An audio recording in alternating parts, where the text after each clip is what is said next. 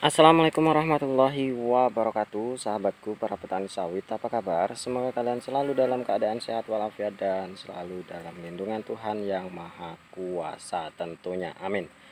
Teman-teman, pada video kali ini saya akan sharing masalah melakukan pemupukan. Apakah boleh dicampur atau tidak? Nah, baiknya seperti apa sih kita melakukan pemupukan? Tekniknya yang mana yang paling bagus dan yang paling efektif tentunya?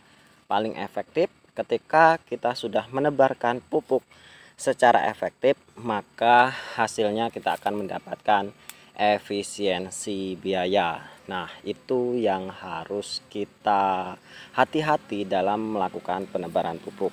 Memang benar, pupuk yang kita tebarkan walaupun dicampur dengan berbagai jenis pupuk yang berbeda tidak masalah, hasilnya juga bisa dikatakan berefek positif. Dan banyak sekali orang-orang yang mengatakan bahwa saya selalu melakukan pencampuran pupuk antara pupuk A dengan pupuk B dan hasilnya aman-aman saja untuk kebun sawit mereka. Nah, sebenarnya apa sih teman-teman? Tentu saya berbicara bukan karena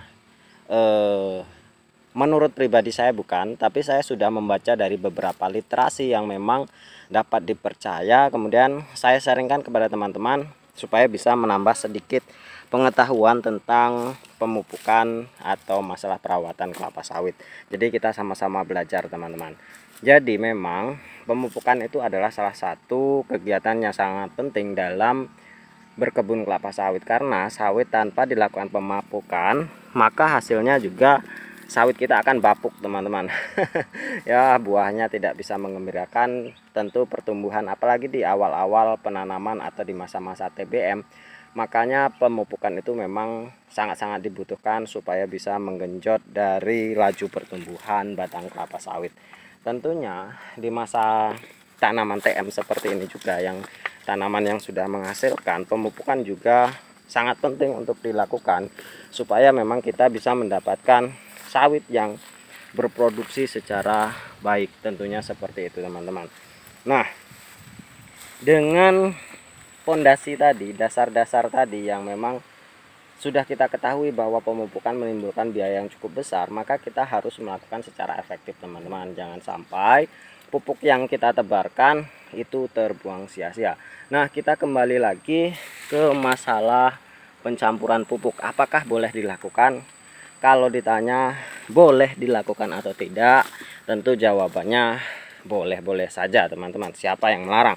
Pak Kades tidak melarang, Pak Prabowo pun tidak melarang. Jadi sah-sah sajalah mau mencampur pupuk atau tidak sesuai dengan pendapat masing-masing. Namun sekali lagi teman-teman, kita ini hidup di zaman yang sudah modern. Tentunya banyak sekali ilmu-ilmu pengetahuan yang bisa kita gali dan bisa kita terapkan di kehidupan nyata. Tentunya teman-teman, ilmu-ilmu pengetahuan itu bukan timbul akibat dari tong kosong belaka. Jadi memang sudah melalui beberapa penelitian, kemudian uji laboratorium dan lain sebagainya. Maka dari itu tidak ada salahnya kalau kita menuruti teori-teori para ahli yang memang sudah melakukan penelitian yang cukup panjang. Nah, kalau dikatakan boleh atau tidak, ya boleh-boleh saja. Kebun-kebun kita sendiri, pupuk-pupuk kita sendiri, dan kita sendiri juga yang menjalankannya. Jadi kalau dikatakan boleh atau tidak, tentu boleh. Namun apakah efektif atau tidak? Nah, ini yang paling penting teman-teman, efektif atau tidak.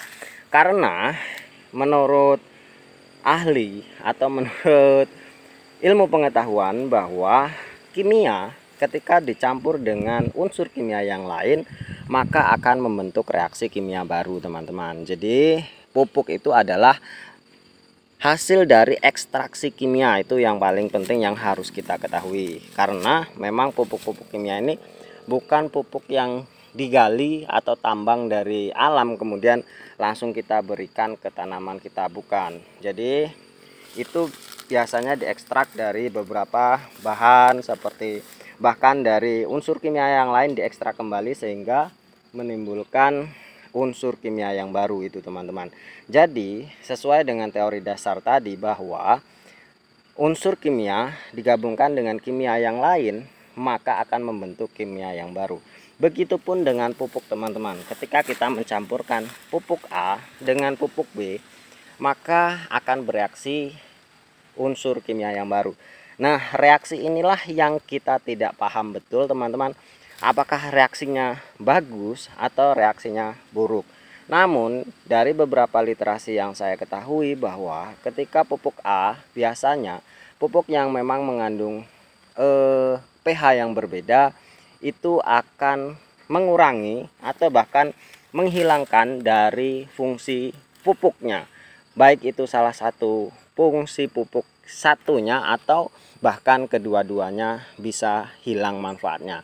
Nah, itulah yang kita takutkan. Jadi apalagi kalau pupuk yang memang reaksi kimianya hidroskopis teman-teman, seperti yang mudah menyerap air ya, seperti dengan urea dengan KCl seperti itu, NPK dengan urea dan lain sebagainya, yang memang mengandung unsur garam yang cukup tinggi atau mengandung tingkat keasaman yang cukup tinggi, maka bisa menimbulkan reaksi baru. Tentunya reaksi baru ini meskipun menjadi unsur yang baik, nanti efeknya itu akan lebih sulit diserap oleh tanaman kelapa sawit kita, bahkan bisa menjadi toksisitas bagi tanaman kelapa sawit kita. Nah, apalagi kalau memang pupuk yang memang berbeda pH seperti dolomit dengan urea, dolomit atau pupuk pertanian atau kapur pertanian dengan KCl dan lain sebagainya. Tentunya untuk mengantisipasi hal-hal yang memang kita takutkan atau potensi efektivitas dari pupuk itu hilang, maka kita harus memang teliti dalam menebarkan pupuk. Caranya bagaimana? Ya kita harus sabar teman-teman. Kita harus sabar, kita harus merotasinya bergantian. Misalkan kalian ingin menebarkan pupuk NPK dengan urea, ya kita tebarkan NPK terlebih dahulu, kemudian 21 hari kemudian atau 3 minggu kemudian baru ditebarkan urea, supaya memang konsentrasi pupuk yang pertama kita tebarkan di tanah itu memang sudah benar-benar menghilang itu teman-teman. Jadi menurut teori bahwa rotasi pemupukan itu minimal 21 hari teman-teman, sama dengan reaksi pembukaan papan cor lah, seperti itulah kira-kira. Jadi di pertanian juga ada teorinya bahwa rotasi pemupukan itu minimal itu 21 hari. Jadi setelah kita tebarkan NPK baru 21 hari kemudian kita bisa menebarkan urea. Nah, itulah yang harus kita pahami secara benar-benar sebagai petani sawit teman-teman. Jangan terburu-buru supaya memang keefektifan dari pupuk kita ini bisa kita dapatkan. Nah, kemudian rotasi yang sering saya gunakan adalah 1 bulan sekali, supaya kita bisa mudah mengingat rotasi pemupukan itu teman-teman. Karena biasanya kita ini mudah ingat manen tapi mudah lupa untuk memupuk. Maka dari itu kalau kita menggunakan pupuk tunggal, lakukanlah rotasi 1 bulan sekali teman-teman. Jadi lakukan dolomit, kemudian TSP, urea, KCl seperti itu. Kalau kalian menggunakan NPK dan dolomit, kemudian bulan depannya menggunakan NPK. Jadi stop mencampur-campur pupuk karena berpotensi kehilangan manfaat dari pupuk itu sendiri. Biarlah kita agak repot sedikit, yang penting memang tebaran pupuk kita itu benar-benar efektif dan dapat diserap secara maksimal oleh tanaman kelapa sawit kita.